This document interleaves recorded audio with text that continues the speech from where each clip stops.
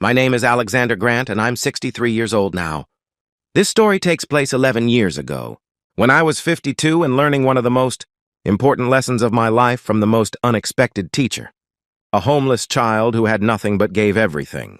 I'd built my fortune in technology, founding a software company in my 20s that eventually went public and made me wealthier than I'd ever imagined possible.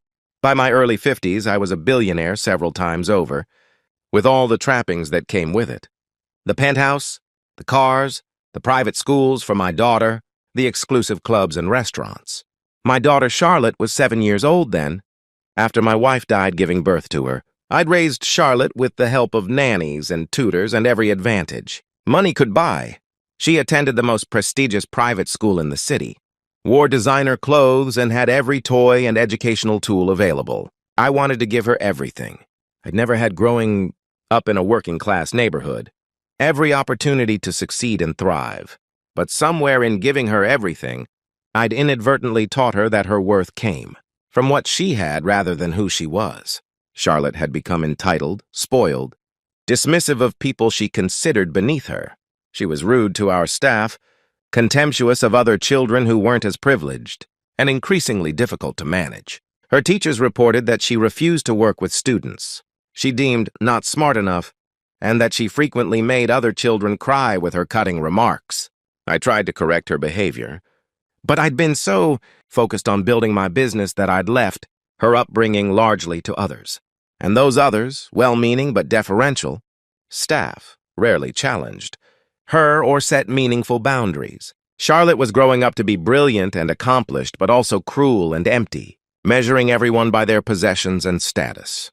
That autumn afternoon, I left work early to pick Charlotte up from school, something I rarely did.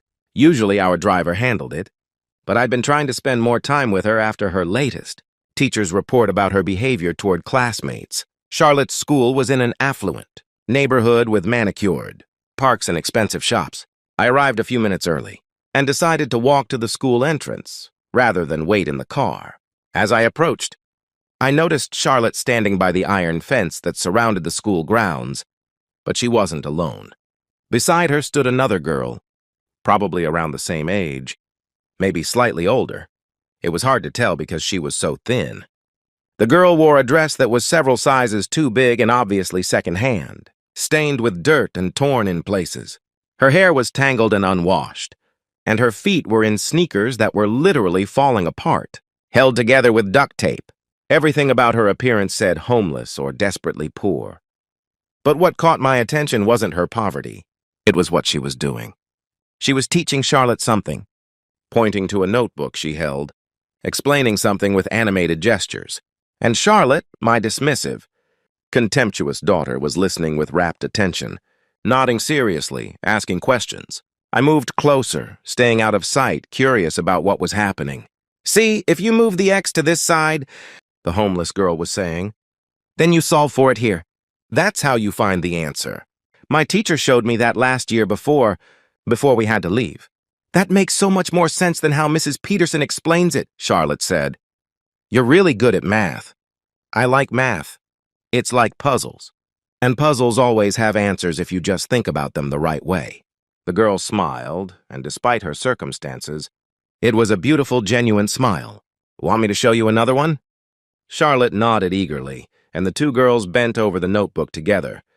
The homeless child, patiently teaching my privileged daughter concepts she'd been struggling with in her expensive private school. I was stunned. This was not the Charlotte I knew. This Charlotte was humble, eager to learn, respectful. She was treating this homeless girl not with the contempt she showed most people, but with genuine appreciation and friendliness.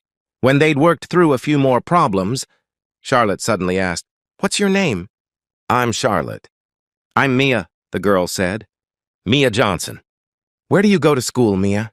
You're really smart." Mia's face fell. "I don't go to school anymore. Not since June. We had to leave our apartment, and now we live. We move around a lot. My mom can't afford a place to stay, so we sleep in her car or sometimes at the shelter when there's room. I used to love school. I was in the gifted program at my old school." Charlotte looked stricken. "You can't go to school?" "But how do you learn things?" "I read books from the library when I can." and I practice math in my head.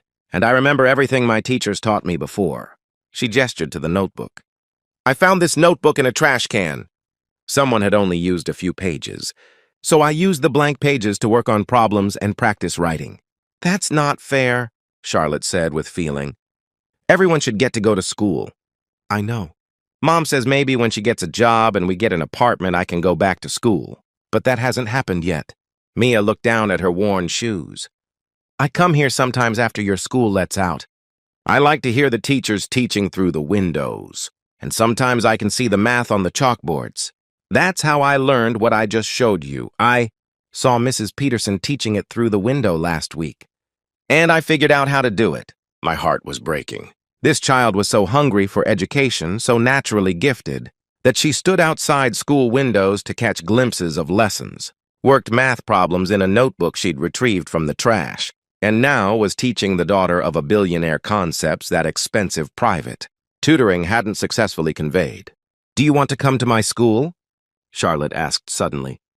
My daddy's really rich. Maybe he could pay for you to go here. Mia laughed, but there was no bitterness in it.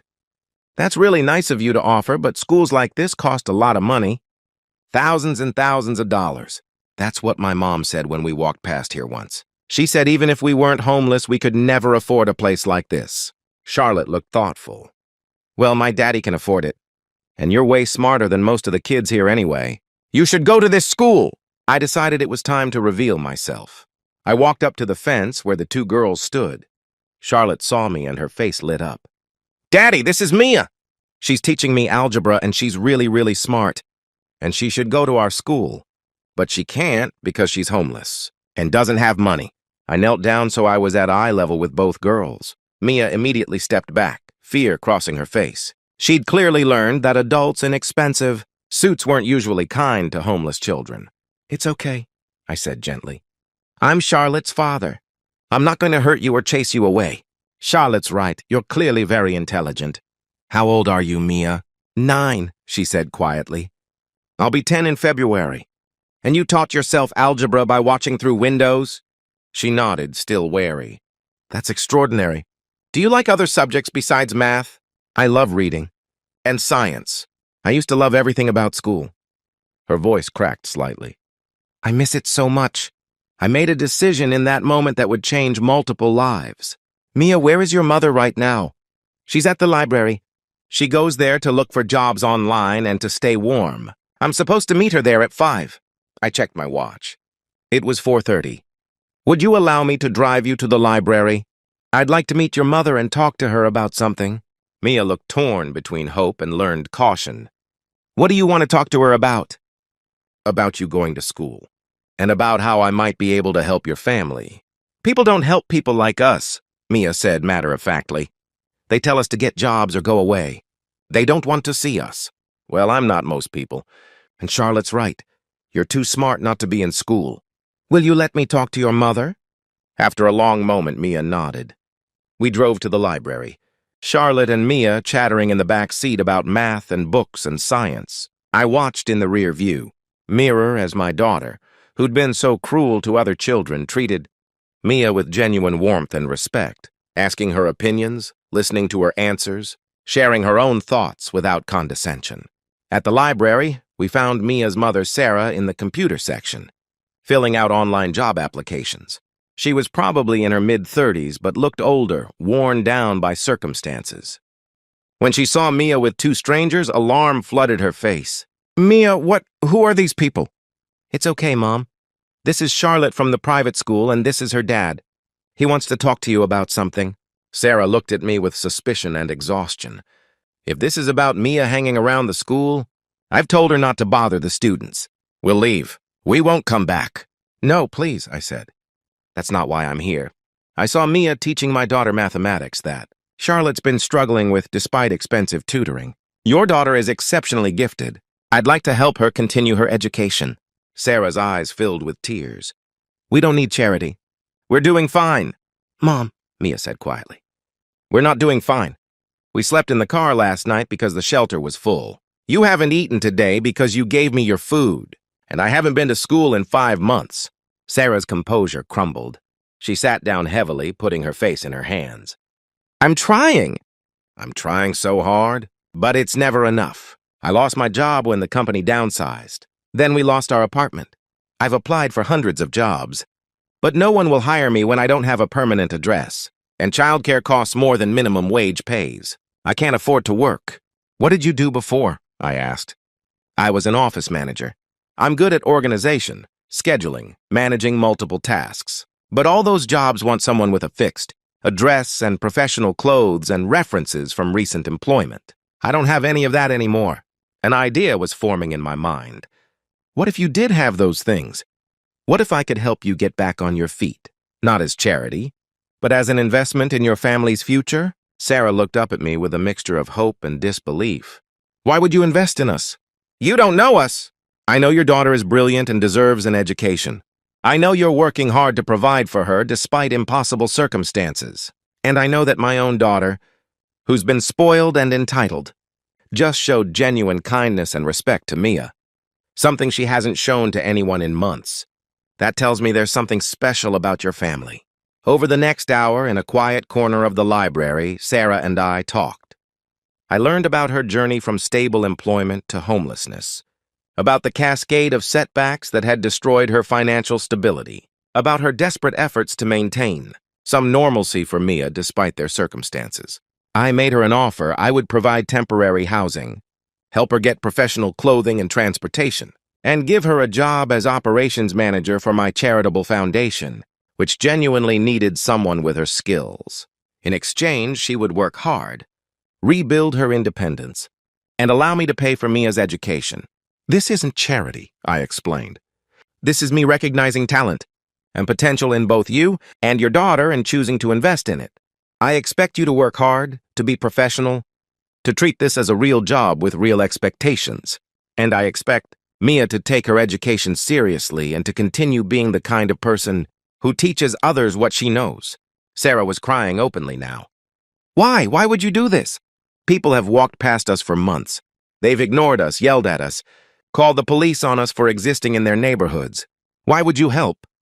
Because your 9-year-old daughter taught my 7-year-old daughter not just algebra, but something more important. That intelligence and worth aren't determined by how much money you have or how clean your clothes are. Mia treated Charlotte with respect and patience, even though Charlotte has everything and Mia has nothing. That's remarkable character, and character deserves to be supported. I looked at Mia, who was listening intently. And because a child who finds a notebook in the trash and uses it to practice math, who stands outside schools to hear lessons through windows, who teaches other children, because she loves learning, that child deserves every opportunity to develop her gifts. That conversation 11 years ago started a relationship that has enriched all our lives immeasurably. Sarah started working at my foundation and proved to be one of the most capable people I've ever employed. She moved from operations manager to director of programs, using her own experience with homelessness to design more effective support systems for families in crisis. Mia enrolled in Charlotte's school and thrived.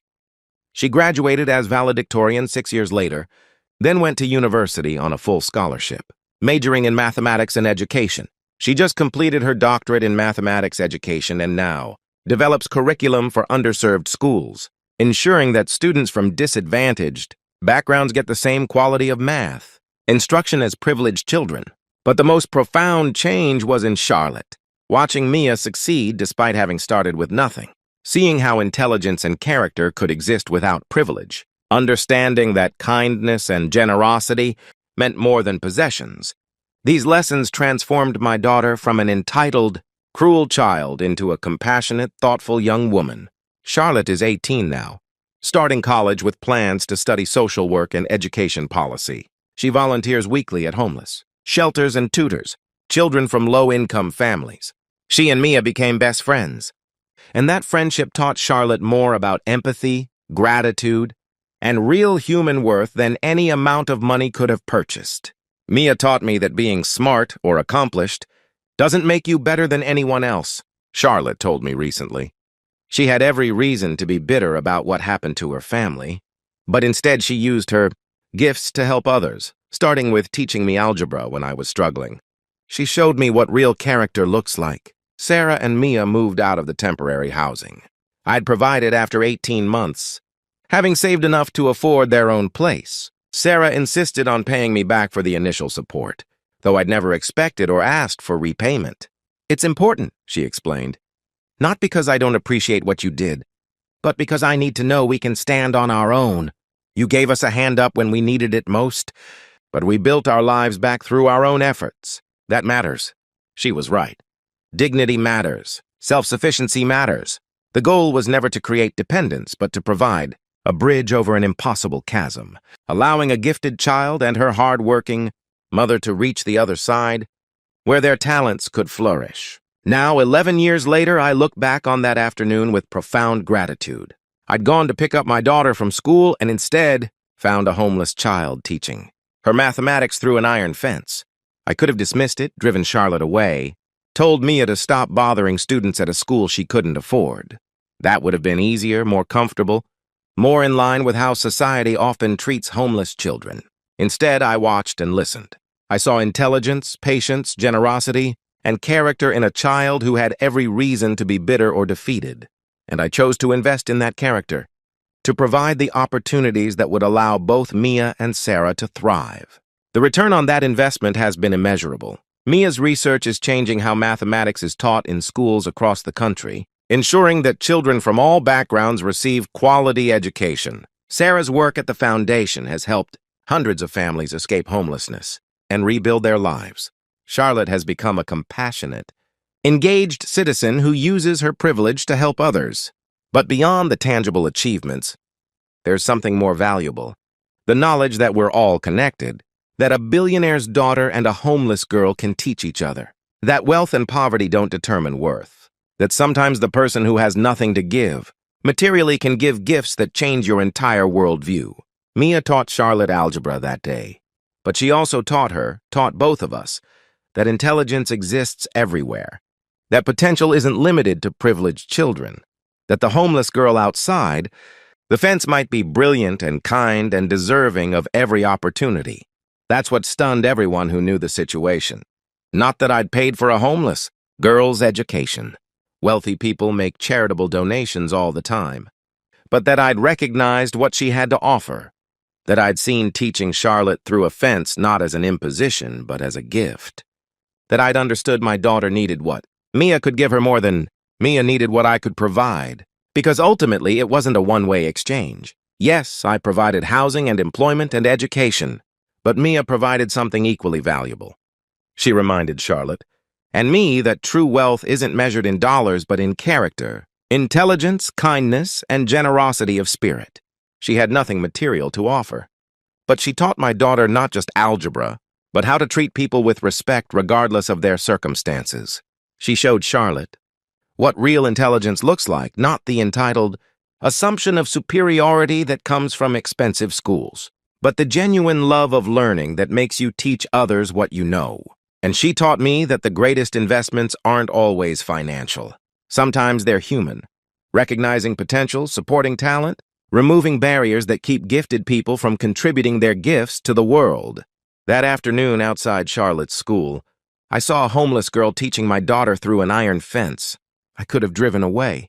Instead, I stopped, listened, and changed the trajectory of multiple lives. That's the real lesson, that we all have the power to change trajectories, to recognize potential, to invest in human talent regardless of current circumstances. We just have to be willing to see what others overlook, to value what society dismisses, to recognize that sometimes the teacher appears in unexpected forms. Mia was 9 years old, homeless, standing outside a school she couldn't afford to attend, teaching a privileged girl through a fence because she loved learning, so much that she couldn't help but share it. That's the kind of character that deserves investment. That's the kind of spirit that changes the world. And I'm grateful every day that I was wise enough or lucky enough to recognize it when I saw it.